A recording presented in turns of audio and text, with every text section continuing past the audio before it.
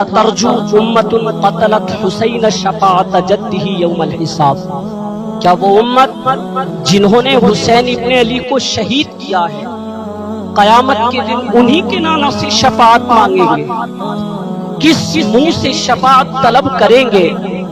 اسی حسین ابن علی کے نانا سے کہ جن کے بیٹے کو، جن کے نواسے کو، جن کے شہزادوں کو انہوں نے شہید کیا، جانوں کو راہ خدا میں قربان کر رہے تھے۔ اہل کوفہ سہمے ہوئے، ڈرے ہوئے ابن زیاد کے دربار میں بیٹھے ہوئے تھے۔ حضرت امام حسین رضی اللہ تعالیٰ عنہ کے قتل کا، ان کی شہادت کا انہیں دکھ تو تھا، لیکن ان کے اندر ہمت، طاقت اور توانائی نہیں تھی۔ ان کی تلواریں یزید کے ساتھ رہی اور دل امام حسین رضی اللہ تعالیٰ عنہ کے ساتھ رکھنے کی وہ بات کرتے تھے۔ پھر یہ قافلہ چلتے چلتے کوفہ سے دمشق کی جانب عازم سفر ہوا۔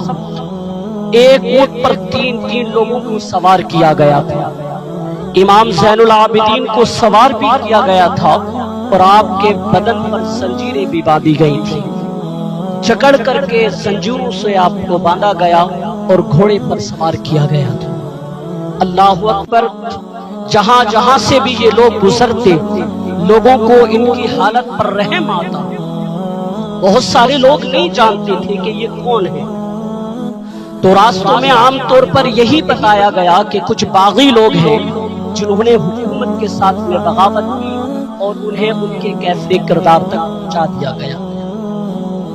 راستے میں گرجا گھر آتا ہے اور یہ لوگ وہاں پر جا کر رات رکتے ہیں۔ گرجا گھر کی دیوار پر لکھا ہوا تھا اترجو امت قتلت حسین شفاعت جدہ یوم الحساب، کیا وہ امت جنہوں نے حسین ابن علی کو شہید کیا ہے قیامت کے دن انہی کے نانا سے شفاعت مانگیں گے؟ کس منہ سے شفاعت طلب کریں گے؟ اسی حسین ابن علی کے نانا سے کہ جن کے بیٹے کو، جن کے نواسے کو، جن کے شہزادوں کو انہوں نے شہید کیا۔ پھر یہ تقدس مآب قافلہ دمشق پہنچتا ہے، تو جب یہ راستے سے گزر رہا تھا تو ایک شخص اپنے مکان کی چھت پر بیٹھ کر کے قرآن مجید کی تلاوت کر رہا تھا، اور یہ قافلہ اس طریقے سے گزر رہا تھا کہ شہیدوں کے کٹے ہوئے سر نیزوں کی نوک پر تھے، اور عصمت شیار خواتین اور امام زین العابدین رضی اللہ تعالیٰ عنہ گھوڑوں پر بندھے ہوئے تھے۔ اللہ اکبر! تو جب وہ قرآن مجید کی تلاوت کر رہا تھا، وہ کہہ رہا تھا کہ کہف اور رقیم ہماری نشانیوں میں سے بڑی عجیب نشانیاں ہیں۔ تو جب وہ تلاوت کر رہا تھا تو سر حسین سے آواز آئی، یا تالی القرآن، اے قرآن کے پڑھنے والے، اصحاب کہف سے زیادہ عجیب قتلی و حملی عمل میرا قتل کرنا اور میرے سر کو نیزے کی نوک پر چڑھایا تھا۔ اللہ اکبر! پھر یہ قافلہ یزید کے دربار میں پہنچتا ہے۔ یزید بہت خوش ہوا اور اس نے امام حسین رضی اللہ تعالیٰ عنہ کے صاحبزادے امام زین العابدین سے کہا کہ تمہارے باپ نے میری حکومت کے ساتھ میں بغاوت کی ہے، اور انہیں ان کے کیفر کردار تک پہنچا دیا گیا۔ امام زین العابدین نے جواب میں قرآن مجید کی آیات کی تلاوت کی اور اہل بیت کے فضائل و مناقب بیان کی۔ حضرت سیدہ زینب سلام اللہ علیہا کا ایک خطبہ اہل بیت کی شان، فضائل و مناقب اور عظمت میں یزید کے دربار میں اپنی انوکھی اور البیلی شان دیتا ہے۔ تو یزید پہلے تو بہت خوش ہوا، لیکن جب اس نے لوگوں کے چہرے دیکھے تو وہ پریشان ہو گیا۔ حتیٰ کہ یزید کے دربار میں ایک عیسائی سفیر آیا ہوا تھا، تو جب اس نے کٹے ہوئے سر دیکھے اور خستہ حال سادات کی شہزادیوں کو دیکھا تو اس نے پوچھا یہ کون لوگ ہیں؟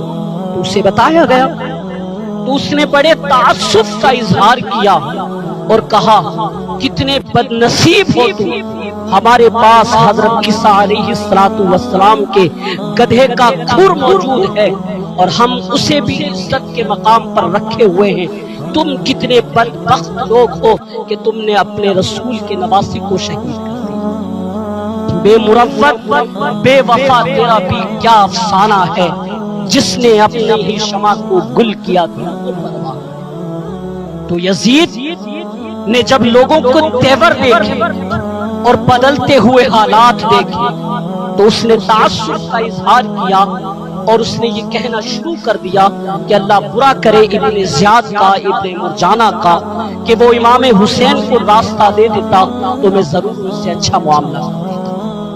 کچھ لوگ اس سے یزید کو بری اور ذمہ قرار دینے کی کوشش کرتے ہیں، لیکن یزید کے اپنے حکم سے یہ سب کچھ ہوا. ابن اسیر نے لکھا ہے کہ جب یزید مرا تو ابن زیاد دمشق آ رہا تھا اور اس کے ساتھ میں مسافر بن شریح. تو ابن زیاد اچانک سے کچھ سوچنے لگا. تو مسافر بن شریح نے کہا ابن زیاد میں تمہیں بتاؤں کہ تم کیا سوچ رہے ہو؟ تو اس نے کہا بتائیے. تو اس نے کہا تم یہ سوچ رہے ہو کہ میں نے نواسے رسول کو شہید کیوں کیا؟ تو ابن زیاد نے جو جواب دیا اس نے کہا کہ مجھے یہ یزید کا حکم تھا، اور اگر میں یزید کے حکم سے نواسے رسول کو شہید نہیں کرتا تو وہ مجھے قتل کر دیتا. اور جب مسلم بن عقبہ کو مدینہ المنورہ کی حرمت کو پامال کرنے کے لیے اور حضرت عبداللہ بن زبیر رضی اللہ تعالیٰ عنہ کی خلافت کے اعلان کے بعد مکہ المکرمہ پر چڑھائی کے لیے کعبۃ اللہ کی حرمت کو پامال کرنے کے لیے جو یزید نے لشکر بھیجا تھا، تو اس سے قبل اس نے ابن زیاد سے کہا تھا کہ یہ کام تم کرو. تو اس وقت ابن زیاد نے جو جواب دیا تھا وہ جواب یہ تھا کہ میں تمہارے کہنے پر پہلے ہی نواسے رسول کو شہید کر چکا ہوں. اب نواسے رسول کو شہید کرنا اور کعبۃ اللہ کی حرمت کو پامال کرنا، یہ دو چیزیں میں اپنے ذمہ جمع نہیں کروں گا. اور اس نے بادشاہ کے حکم کا انکار کر دیا. تو یزید نے امام حسین رضی اللہ تعالیٰ عنہ کی شہادت کا حکم دیا تھا ابن زیاد کو، اور یہ دو گواہیاں میں نے ابن زیاد سے آپ کے سامنے رکھی. باقی اس کا اپنا سیاسی پیترا کہ وہ تعصب کا اظہار کرے تو قاتل کی پشیمانی مقتول کی اہمیت کو تو بڑھا سکتی ہے، مگر قاتل کے دامن سے قتل کے داغ کو نہیں دھو سکتی. تو یزید کو اب نظر آ رہا تھا کہ امام حسین رضی اللہ تعالیٰ عنہ کا قتل مجھے بہت مہنگا پڑنے والا ہے. آخرت تو میری برباد ہوئی ہے، دنیا بھی میں نے برباد کر لی. آپ کچھ ارشاد فرمائیے. تو امام زین العابدین نے 3 چیزیں ارشاد فرمائی. آپ نے ارشاد فرمایا کہ پہلی بات تو قاتلان امام حسین کو ان کو کیفر کردار تک پہنچاؤ. دوسری بات مجھے دمشق کی جامع مسجد کے اندر خطبہ جمعہ کی اجازت دو. اور تیسری بات یہ ہے کہ ہمیں خیر و عافیت کے ساتھ میں مدینہ المنورہ روانہ کر دیا جائے. اس نے کہا ٹھیک ہے، خطبہ جمعہ کی اجازت بھی دیتا ہوں اور آپ کو مدینہ المنورہ بھی خیر و عافیت کے ساتھ میں روانہ کر دیا جائے گا، لیکن قاتلان امام حسین کو ان کے کیفر کردار تک پہنچانا یہ میرے بس کی بات نہیں ہے اور یہ ممکن نہیں ہے. اب مجھے بتائیے کہ حاکم وقت اور اتنا بڑا سانحہ اور واقعہ ہو گیا ہو تو وہ وہی کھڑے کھڑے لجاجت کر لے، معذرت کر لے کہ اس بات کو رہنے دو، یہ ممکن نہیں ہے اور یہ میرے بس کا کام نہیں ہے. تو اس بات کو سمجھنے میں کسی بھی باشعور شخص کو دیر نہیں لگتی، جبکہ اس کو یہ چاہیے تھا وہ یہ کہتا کہ میں اس کی تحقیق کروانے کے بعد میں جو بھی مجرم ہے وہ کیفر کردار تک پہنچے گا.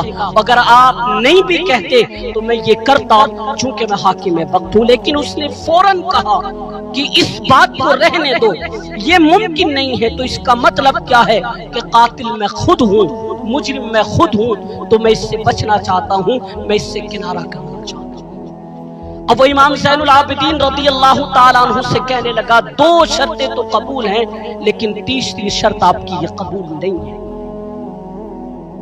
تو یزید اپنے لیے تو خوش تھا، لیکن لوگوں کے احتجاج کی سکت نہیں لا سکتا تھا کہ میں نے نواسے رسول کو شہید کروا دیا، اور میں نے نواسے رسول کو شہید کروا دیا، تو وہ اپنی بات کو چھپانا چاہتا تھا اور اپنی بات کو عبید اللہ ابن زیاد پر ڈالنا چاہتا تھا، ابن مرجانہ پر ڈالنا چاہتا تھا۔ لیکن ابن زیاد یہ کہتا ہے کہ اگر میں یزید کے حکم سے امام حسین کو شہید نہیں کرتا تو وہ مجھے قتل کر دیتا، اور میں قتل امام حسین اور غزوہ کعبہ ان دو چیزوں کو میں اپنے ذمہ جمع نہیں کر سکتا، لہٰذا میں یہ کام نہیں کروں گا، بادشاہ کا یہ حکم نہیں مانوں گا، اس نے مجھ سے پہلے ہی بہت زیادتی کروائی ہے، اور یہ تاریخ کی معتبر کتابوں کے اندر لکھا ہوا ہے۔ تو اس نے کہا کہ دو شرطیں تو قبول ہیں لیکن تیسری شرط قبول نہیں ہے۔ اللہ اکبر، یہ وقتی تصرف تھا اس کا، ورنہ یہ کون ہوتا ہے اجازت دینے والا؟ منبر تو حسین ابن علی کے نانا کا ہے۔ اس نے کہا دو شرطیں قبول ہیں لیکن تیسری شرط آپ کی قبول نہیں ہے۔ حضرت امام زین العابدین رضی اللہ تعالی عنہ، جمعے کا دن تھا، آپ جامع مسجد کے اندر تشریف لے کر کے گئے، لوگوں کا ہجوم تھا، حضرت امام زین العابدین منبر پر جلوہ فراز ہوئے، خطابت تو ان کے گھر کی لونڈی ہے، غلام ہے۔ جب آپ نے کھڑے ہو کر کے خطبہ دیا اور فضائل و مناقب اہل بیت بیان شروع کیے، اور جب اپنے اوپر گزرے ہوئے حالات بیان کیے، تو لوگوں کے سینوں کے اندر آتش محبت اہل بیت کی جوش مارنے لگی۔ یزید ڈر گیا کہ کہیں ایسا نہ ہو کچھ دیر اور خطبہ جاری رہا تو لوگ میرے خلاف اٹھ کھڑے ہوں، تو اس نے مؤذن کو اشارہ کیا کہ اذان پڑھنا شروع کیا جائے۔ تو جب مؤذن نے اذان پڑھنا شروع کیا، اس نے کہا اللہ اکبر اللہ اکبر۔